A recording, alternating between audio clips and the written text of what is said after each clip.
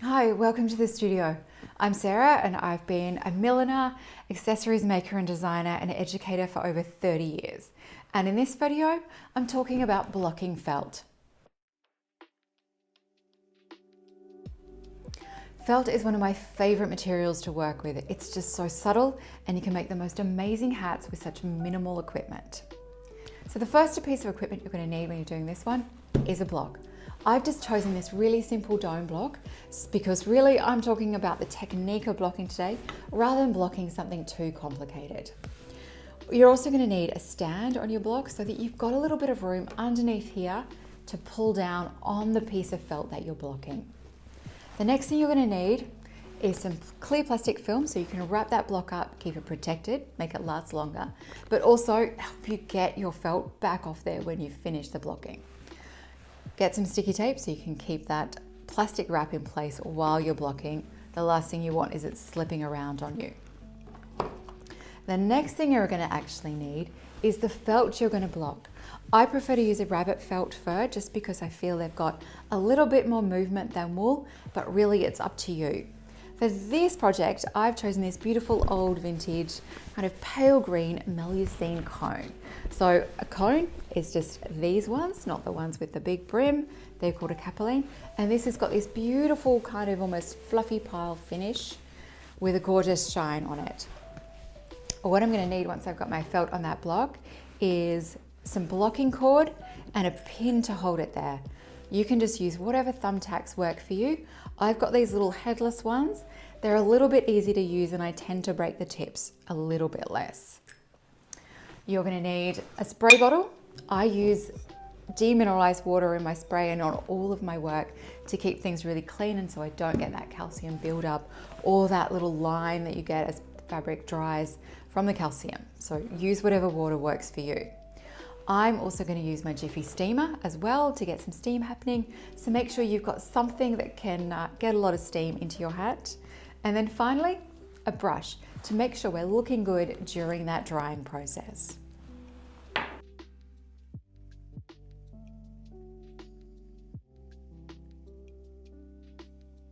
Okay, so before I start any other blocking tasks, the first thing I'm going to do is just lightly wet down my felt so that it's ready to go when I'm ready to steam. I'm going to grab my cone, open it up, and you can see this cone has been stored for years, maybe not as well as it should have, so it's all really creased and looking a bit sad. I'm going to open it up and with my spray bottle, I'm going to spray into the tip of the crown here. You can see I'm just getting my spray into here till I can just start to see that the water is sitting on the surface of my felt, and I'm going to let that sit and soak for just a little bit. I find that it kind of starts to open up our fibers, ready to take that steam in when we're ready to head over to the steamer. The next job we do after this is wrap our block ready to go. When it comes to millinery, preparation is everything. So take some time to wrap your block properly so we end up with a smoothly wrapped block. Pull yourself out a chunk of Glad wrap.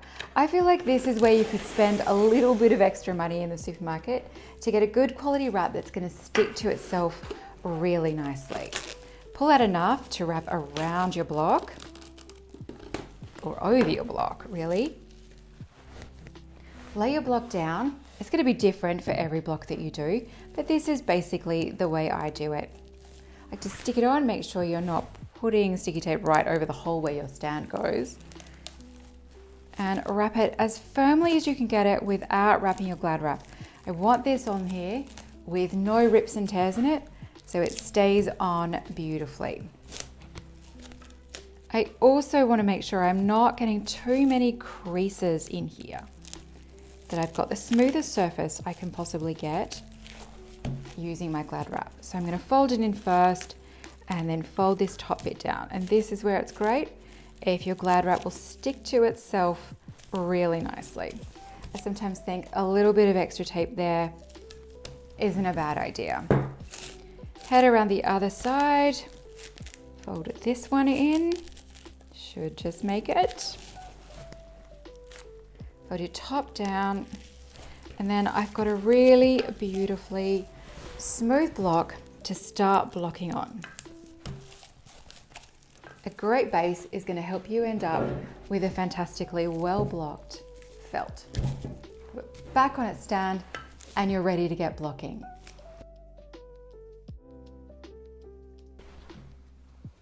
Okay, now that we've got our block perfectly prepared and we've sprayed inside our hood so that we've started to get a little bit of moisture, and you can see that moisture starting to soak through, and it's kind of getting a little bit of movement in it and almost coming back to its shape that it was before I crushed it in a box for a couple of years. We are now going to give this hat its first steam. I like to pre-block, give it another steam, and then we're going to block it again for its final block before it dries. So the next step is to wait till our steamer warms up, and you can hear it starting to gurgle now.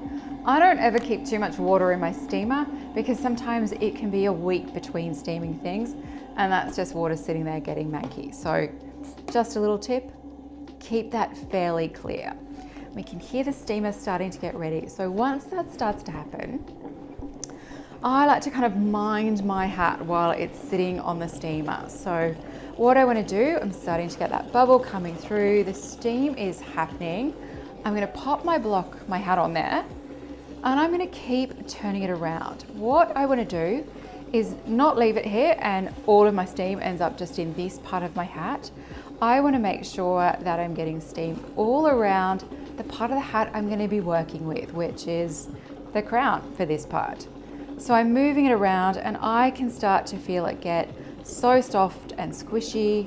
And if you've ever blocked a felt, you'll know the amazing smell you start to get at this point. So I'm just moving it around really nicely. Some people worry about getting it too soft at this stage. I think over 30 years, I've only ever ripped one felt because I just went too far and I got it too soft. But I was also trying to get the wrong kind of hat out of the wrong size hat. So keep it fairly simple, keep it moving around, and then I'm going to turn it off before I do my first pre-block.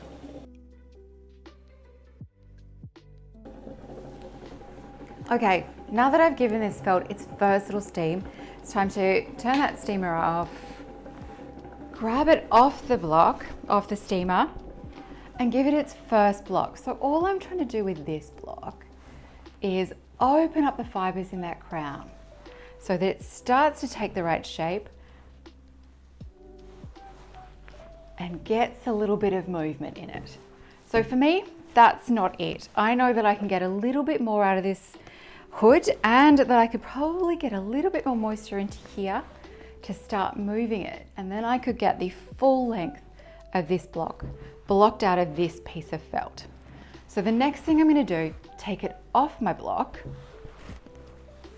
pop it back on my steamer, which I'll just let heat up. Luckily, this should be pretty easy now that it's already going. I'm going to pop it on here and I'm going to spend some more time getting moisture into this hood. Notice that I'm also moving it around so that I'm getting moisture into this part of the hood as well. And I can really start to feel it soften enough and start moving.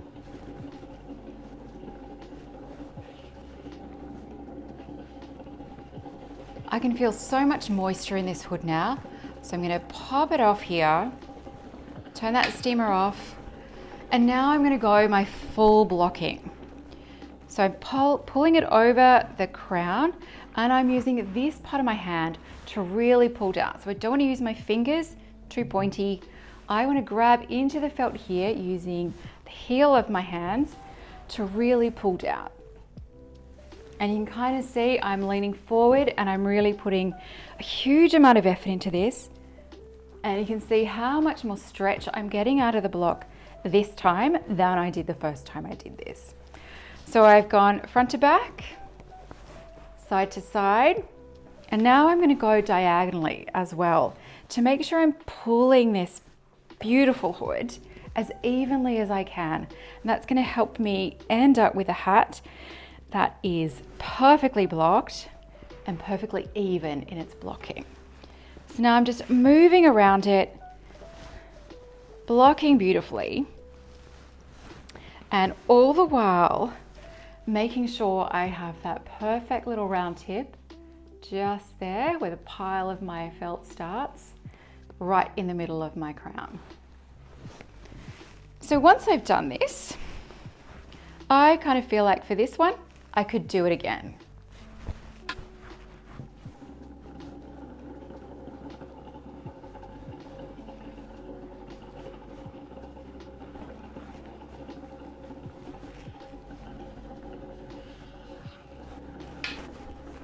So for our last time, pulling it over the block, making sure our center is right where it should be.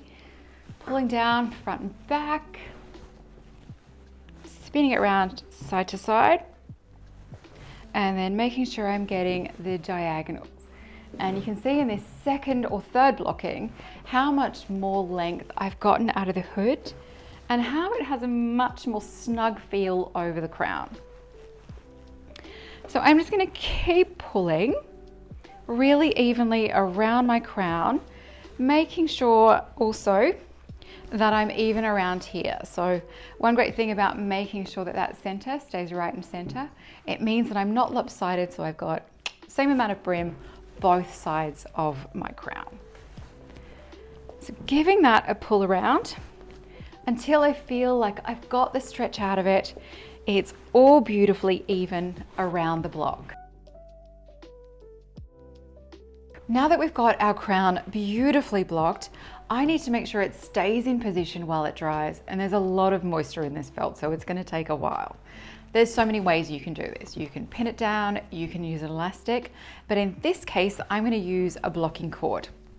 And there's a couple of reasons I'm going to do that. One, I think you can get a really tight fit around your hat without leaving too much of a mark. And one thing I love to do when I'm making hats is make sure that they're adaptable. So I don't want a massive elastic mark around here that's going to intrude with any trim I might want to put on it or want to change to in the future if this is a hat that I'm going to keep for years. So a blocking cord gives me one fine line and maybe a little bit of a notch where I've got this knot here, but maybe I can plan that to the side or to the back where there's likely to be something to cover it up. So all I'm going to do for this is grab my blocking cord, loop it through the loop that I've made here, and then wrap it as tightly as I can, keeping it fairly even around the hat. So I am pulling super tight there, and you can see that it's helped me define the shape. Another great thing with a blocking cord is you get a really defined collar shape on here. So I'm pulling really tightly, and while I'm hanging onto this, I want to make sure that this is sitting an even amount from the bottom of my block so that when I pull it off, it looks great.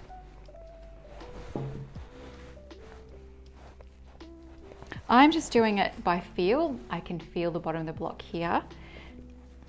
You might want to do it a little bit more precisely and measure it.